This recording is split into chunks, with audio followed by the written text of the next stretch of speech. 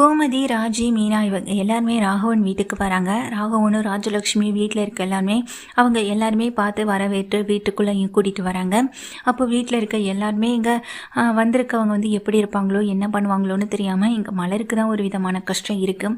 மலர், எல்லாருக்கும் சாப்பாடு ரெடி பண்ண மலர், எல்லாம் எவ்வளோ தூரத்துலேருந்து வந்திருக்காங்கன்னு ராஜலக்ஷ்மி சொல்ல, சரிங்க அப்படின்னு சொல்லிட்டு உள்ளே போக, இவங்க மட்டும்தான் சமைக்கணுமா? வீட்டில் இவ்வளோ பேர் இருக்காங்க, எல்லாருக்காகவும் இவங்க மட்டும் எப்படி சமைக்க முடியும்? நானும் போய் ஹெல்ப் பண்ணுறேன்னு அங்கேருந்து கிளம்பி மீனாவும் போகிறாங்க. ஆல்ரெடி மதி, மலர் 2 பேருமே சமையல் கிச்சனில் பண்ணிக்கிட்டு இருக்கேன். ராஜியும் போய்ட்றாங்க, இங்கே மீனாவும் போய்ட்றாங்க.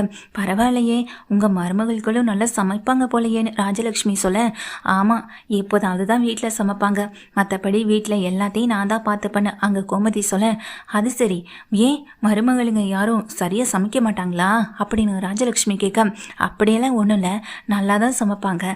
ஆனால் அதை விட அவங்களுக்கு அவங்க வேலை முக்கியம். அவங்க கிச்சனுக்குள்ளே வந்தாலும் நான் தான் வரவிட மாட்டேன், எல்லாத்தையும் நானே தான் இந்த பார்த்துப்பேன். இதோ போறாளே ராஜி, இவன் என் அண்ணன் பொண்ணு, என் கடைசி மகனை தான் கல்யாணம் பண்ணியிருக்கான். இப்போ போலீஸ்டைய எக்ஸாமுக்காக தான் வந்திருக்கான். போலீஸ் ஆகிறதா அவளுடைய ஆசை. அதோ இவ தான் என்னுடைய 2வது மருமக, பேரு மீனா.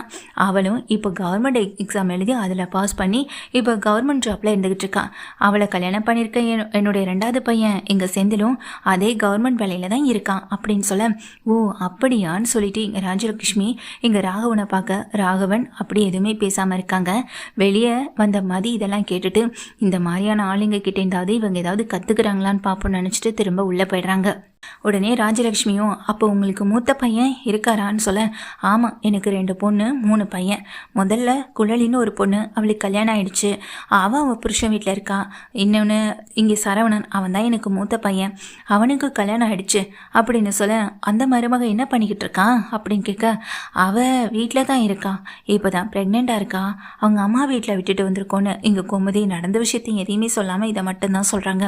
ஓ அப்படியான்னு சொல்லிட்டு இங்கே ராஜலக்ஷ்மி கேட்டுட்டு, ஆமாம், உங்கள் வீட்டு மருமகள்கெல்லாம் என்ன பண்ணிட்டு இருக்காங்கன்னு சொல்ல, இதோ இப்போ போனால மலரு, அவள் பேர் அழகு மலரு, அவள் கல்யாண விஷயத்துலேருந்து வீட்டிலே தான் இருக்கா, படிச்சிருக்கா. ஆனால் வேலைக்கு போயிட்டா வீட்டில் இருக்க வேலையெல்லாம் யார் பார்க்குறது? என்னாலலாம் கிச்சனில் நின்று அவ்வளோவுக்கு சமைக்கலாம் முடியாது, உடம்புக்கு ரொம்ப முடியாமல் போயிடும். அதுக்கு தான் அவள் வீட்டிலே இருந்துக்கிட்டு இருக்கா. இதை போகிறாளே அழகுமதி, இப்போ தான் அவளுக்கும் என் பையனுக்கும் கல்யாணம் ஆனிச்சு, இன்னும் 1 மாதம் கூட முழுசாக முடியலை. அவள் இங்கே காலேஜில் ப்ரொப்போசராக இருக்கான் அப்படின்னு சொல்லிட்டு இருக்காங்க. ரொம்ப சந்தோஷம் அப்படின்னு கோமதி சொல்லிட்டு இருக்கும்போதே, சரி சரி, நானும் கிச்சனில் போய் என்னால் முடிஞ்ச உதவியை செய்கிறேன்னு அவங்களும் கிளம்பி போயிடுறாங்க. என்னங்க, இந்த குடும்பம் ஒரு மாதிரியான குடும்பமாக இருக்கல அப்படின்னு ராஜலக்ஷ்மி சொல்ல, எல்லா குடும்பமும் நம்ம குடும்பம் மாதிரி இருக்குமா? எல்லார் குடும்பமும் வித்தியாசமாக தான் இருக்கும். ஏன் இந்த வீட்டுக்கு வந்த அழகுமதி ஆளாளுக்கு அப்பப்போ அவள் வீட்டு புராணத்தை ஆரம்பிக்கல அப்படின்னு ராகவன் சொல்ல, அதுவும் சரிதாங்க அப்படின்னு அங்கே ராஜலக்ஷ்மி சொல்லிட்டு இருக்காங்க. உள்ளே போனால் அங்கே அழகு மலருக்கு வேலையே இல்லை, எல்லாத்தையுமே ராஜி, மீனா, கோமதின்னு இவங்களே பார்த்துட்றாங்க. ஏங்க, நீங்களே இங்கே வந்திருக்கீங்க, உங்களுக்கு எதுக்குங்க சிரமம்னு சொல்ல, அப்படி பார்த்தா உங்களுக்கு தானங்க சிரமம், வீட்டில் இருக்க எல்லாரையும் விட எக்ஸ்ட்ராவே இன்றைக்கி நீங்கள் சமையல் பண்ணணும்ல, அதெல்லாம் பார்த்துக்கலாங்க, விடுங்கங்க அப்படின்னு ராஜி சொல்லிட்டு இருக்காங்க. நான் கூட வர்றவங்க இங்கே மாமா மாதிரியே இருப்பாங்களோன்னு நினச்சிட்டேன், ஆனால் பரவாயில்ல அப்படின்னு அங்கே அழகுமதி நினச்சிட்டு இருக்காங்க. ஆமாம், நீங்கள் என்ன பண்ணுறீங்கன்னு இப்படி ஒருத்தருக்கு ஒருத்தர் விசாரிச்சுட்டு சந்தோஷமாக பேசிக்கிட்டு இருக்கவும் செய்கிறாங்க. அடுத்த நாள் இங்கே ராஜி எக்ஸாமுக்கு கிளம்பி போயிட்டு அவங்களும் ரொம்ப சந்தோஷமாக எக்ஸாம் முடிச்சுட்டு வராங்க. என்னடி ராஜி, எக்ஸாமில் நல்லா எழுதிட்டியான்னு சொல்லிட்டு கேட்க, அதே போல் மீனாவும் ட்ரைனிங்லாம் முடிச்சுட்டு வந்துடுறாங்க. அந்த நேரத்தில் கோமதியும் வீட்டில் இருக்கும்போது, ஆமாம், இந்த பொண்ணுக்கு கல்யாணம் ஆகி 1 மாதம் ஆயிடுச்சுன்னு சொன்னீங்க, இன்னும் தாலி பிரித்து கோக்கவே இல்லையே அப்படின்னு சொல்லி கேட்க, ஆமாங்க, நீங்கள் சொன்ன விஷயத்தை தான் நாங்களும் இன்றைக்கி மாப்பிள்ளைக்கிட்ட பேசிக்கிட்டு இருந்தோம். மாப்பிள்ளை அது விஷயமா பேசுகிறதுக்காக தான் வராரு. கூடவே இங்கே எங்கள் அழகுமதியோட அம்மாவும் அப்பாவுமே வராங்கன்னு சொல்ல, ஓ அப்படியான்னு சொல்லிட்டு பார்த்துட்ருக்காங்க. ஆமாம், உங்கள் வீட்டிலலாம் தாலி பிரித்து கோக்குற ஃபங்க்ஷன் பெருசாக பண்ணுவீங்களா அப்படின்னு ராஜலக்ஷ்மி கேட்க, ஆமாங்க, கல்யாணத்துலேருந்து எல்லாமே பண்ணி முடிச்சிட்டோம், இது 3 மருமகளுக்கும் ஒன்றா ஒரே நாளையில் இந்த ஃபங்க்ஷனையும் முடிச்சிட்டோம் அப்படின்னு சொல்ல, அப்படியா, ரொம்ப சந்தோஷம். ஆமாம், எல்லா மருமகளுக்கும் அவங்கவுங்க வீட்டிலேருந்து தானே நகை பண்ணி போட்டாங்கன்னு சொல்ல, சச்சா, நாங்கள் அப்படிலாம் எதுவுமே கேட்கவே இல்லை, பொண்ணு வீட்லேருந்து 1 ரூபா பணம் கூட வேண்டாம், ஒத்த நகையும் வேண்டாம்னு சொல்லியாச்சு. அதுவும் இல்லாமல் அவங்களா விருப்பப்பட்டு செய்கிறது தான், அதை நாங்கள் ஏன் என்னன்னு எதுக்குமே கேட்குறது கூட இல்லை. நாங்கள் 3 மருமகளுக்கும் எங்கள் வீட்டிலையே தாலி செயினை பண்ணி போட்டுட்டோம் அப்படின்னு சொல்ல, ராஜலக்ஷ்மி சட்டுன்னு ஒரு மாதிரியாக மலரை பார்க்குறாங்க. மலரோ எங்கே எதுவுமே பேசாமல் அப்படியே நிற்க, இந்த வீடு மட்டும்தான் இப்படி ஒரு வித்தியாசமான வீடாக இருக்குன்னு அழகு மலர் நினச்சிட்டு நிற்கிறாங்க. வீட்டுக்கு அப்போ தான் அவங்க அம்மா அப்பா, அழகுமதியோடைய அம்மா அப்பா, ராஜா அந்த தங்கராஜ்னு எல்லாமே வராங்க. எல்லாருமே வீட்டுக்கு வந்ததும் வீட்டுக்கு வந்தவங்களையும் பேசிட்டு தங்கராஜ் வந்து உட்காராங்க. அப்போ தான் வந்துட்டு, அத்தை நீங்கள் சொன்னீங்கன்னு இவங்களை வரவழைச்சாச்சு, என்னத்தை பேசணும்னு சொல்லிட்டு தங்கராஜ் சொல்லிட்டு கேட்க, என்ன மாப்பிள்ள நீங்கள் இந்த வீட்டுக்காக எல்லாத்தையும் பார்த்து பார்த்து இப்போ செய்கிறதே நீங்கள் தான், நீங்களே சொல்லுங்கங்க அப்படின்னு சொல்ல, அது ஒன்றும் இல்லை, அத்தையும் மாமாவும் விருப்பப்பட்ட மாதிரி இங்கே சுரேஷுக்கும் இந்த அழகுமதிக்கும் தாலி பிரித்து கோக்குற ஃபங்க்ஷனை வைக்கணும்னு முடிவு பண்ணியாச்சு. அதுக்கு உங்கள் வீட்டிலேருந்து எத்தனை பவுன் நகை போடுவீன்னு சொல்லிட்டு ஒரு பேச்சு. ஏன்னா இங்கே சொந்தக்காரவங்களாம் அதிகமாக எதிர்பார்ப்பாங்க. இன்னைக்கு நிச்சயமாக ஒரு கிட்டத்தட்ட 10 பவுனாவது போட்டு தான் ஆகணும். உங்கள் பொண்ணை கல்யாணம் பண்ணி வைக்கும் போது ஒருத்த ரூபாயும் செலவு பண்ணலை, ஒரு பவுனும் இங்கே செலவு பண்ணலை. ஆனால் இதுக்காச்சும் நீங்கள் செலவு பண்ணி தானே ஆகணும்னு சொல்லும்போது அழகுமதிக்கு கோவம் வந்துடுது. அவங்க எதுக்கு அதை செய்யணும் அப்படின்னு கோவத்தோட கேட்க, வீட்டுக்கு வந்திருக்கவங்க முன்னாடி எப்படி பேசணும்னு கூட உனக்கு தெரியாதா? இப்படி தான் எல்லாரும் எதிர்த்து பேசிகிட்டே இருப்பியா? கொஞ்ச நேரம் பேசாமல் அமைதியாக உன்னால் இருக்கவே முடியாதா அப்படின்னு அழகுமதியை பார்த்து திட்டமும் செய்கிறாங்க ராஜலக்ஷ்மி. அழகுமதி சட்டுன்னு அமைதியாயிடுறாங்க. அமைதியான உடனேயே அங்கே அழகு மலரை பார்க்குறாங்க. அழகு மலரும் எதுவும் பேச வேணாம், அமைதியாயிருன்னு சொல்லிட்டு இருக்கேன். அந்த நேரத்தில் தான் எங்கள் வீட்டில் வந்துட்டு அவங்க அம்மாவும் அப்பாவும், சரிங்க ஆனால் எங்களுக்கு கொஞ்சம் டைம் வேணும் அப்படின்னு சொல்ல, இன்னைக்கு எத்தனை காலத்துக்கு தான் டைம் எடுத்துப்பியா? நீங்கள் டைம் எடுத்துப்பியா? ஊரில் இருக்கவங்களாம் எங்களையில கேள்வி கேட்பாங்க. அழகு மலருக்கு அவங்க வீட்டில் கேட்ட உடனே செஞ்சு போட்டாங்க, உங்களுக்கு என்ன அப்படின்னு அங்கே ராஜலக்ஷ்மி கேட்குறாங்க. ராகவனும், நாங்கள் என்னமோ உங்கள் வீட்டில் இருக்கவங்கள உங்களையும் கூப்பிட்டு வரதட்சணை கேட்டு கொடுமைப்படுத்துகிற மாதிரி இருக்குது, இது நீங்களாக செய்ய வேண்டியது, ஆனால் அதை விட்டுட்டு நாங்கள் கேட்குற அளவுக்கு நீங்கள் வச்சுக்கவும் கூடாது இல்லையான்னு ராகவனு சொல்கிறாங்க. தங்கராஜா, அதெல்லாம் அவங்க புரிஞ்சுப்பாங்க மாமா, நீங்கள் அதெல்லாம் நினச்சி கவலைப்பட வேண்டாம், நாம தான் சொல்லிட்டோம்ல அப்படின்னு சொல்லிட்டு இருக்கும் போதே சித்து சொல்கிறாங்க, அது என்ன, எப்போதுமே பொண்ணு வீட்டிலேருந்து தான் அந்த நகையை போடணுமா என்ன?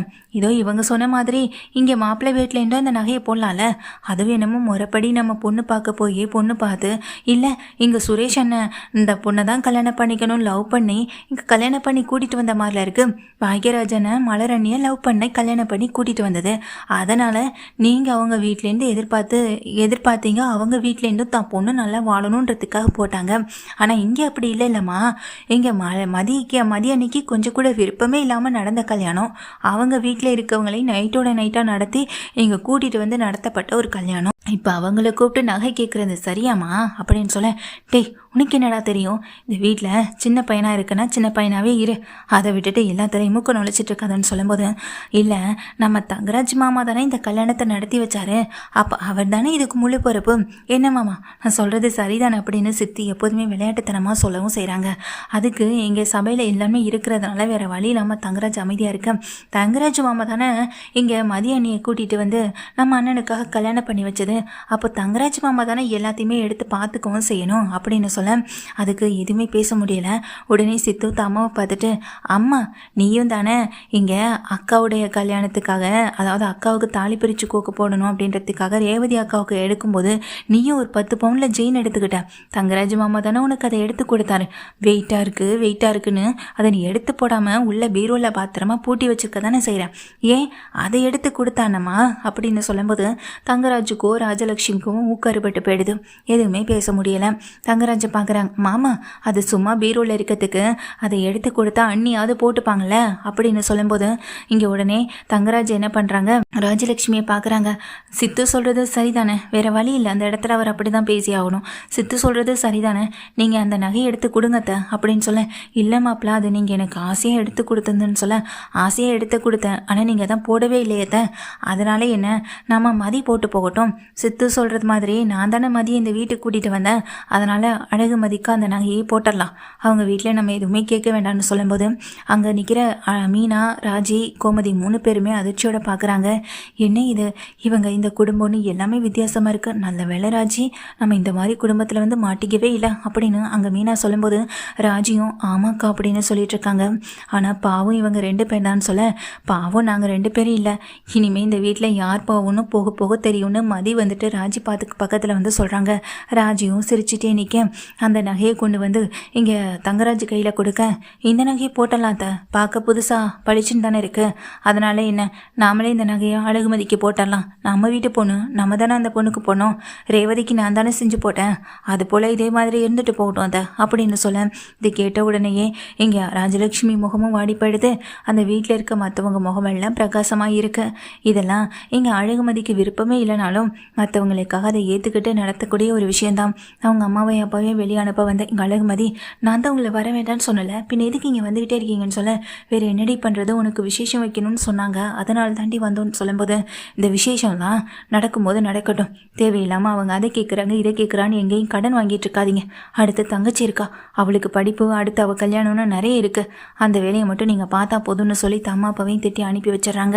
சித்துவோ அங்கே வந்ததுக்கு பிறகு சித்துக்கிட்ட கேட்குறாங்க, டே உனக்கு எப்படா இப்படிலாம் பேச தோணுச்சுன்னு சொல்ல, அண்ணி நம்மளுக்கு எப்போதான் தைரியம் வரும், அதுவும் கிடைக்க வேண்டிய நேரத்தை யூஸ் பண்ணிக்க வேண்டியதான், இன்னைக்கு வீட்டுக்குன்னு எவ்வளோ பேர் வந்திருக்காங்க, அதோ ராஜி, அதுக்கப்புறமா அந்த மீனாக்கான்னு எத்தனை பேர் நம்ம வீட்டில் இருக்காங்க, அவங்க முன்னாடி வச்சு பேசும்போது மாமா இதுக்கெல்லாம் ஓகே சொல்லிடுவார்னு எனக்கு தெரியும், அவருக்கு எப்போதுமே நம்ம மரியாதை கெட்டக்கூடாது, கௌரவம் கெட்டக்கூடாதுன்னு நினைக்கக்கூடிய ஆள், புது இடத்துல வச்சு பேசும்போது நம்ம இப்படி பேசினா தானே நீ ஜெயிக்க முடியும் அப்படின்னு மதிக்கிட்டையும் மலர்கிட்டையும் அங்கே சித்து சொல்லிட்டு போக, பரவாயில்ல இந்த வீட்டில் இவன் பொழைச்சிப்பான்னு மலர் நினச்சிட்டு இருக்காங்க, இங்கே பாருமதி நீ அவங்க சொன்ன மாதிரி வேறு எதையுமே செய்ய வேண்டாம், இந்த ஃபங்க்ஷன் மட்டும் ஓகே சொன்னால் போதும்னு சொல்ல, அதெல்லாம் நல்லபடியாக நடக்குங்க அப்படின்னு மீனாவும் ராஜி சொல்லிட்டு இருக்காங்க.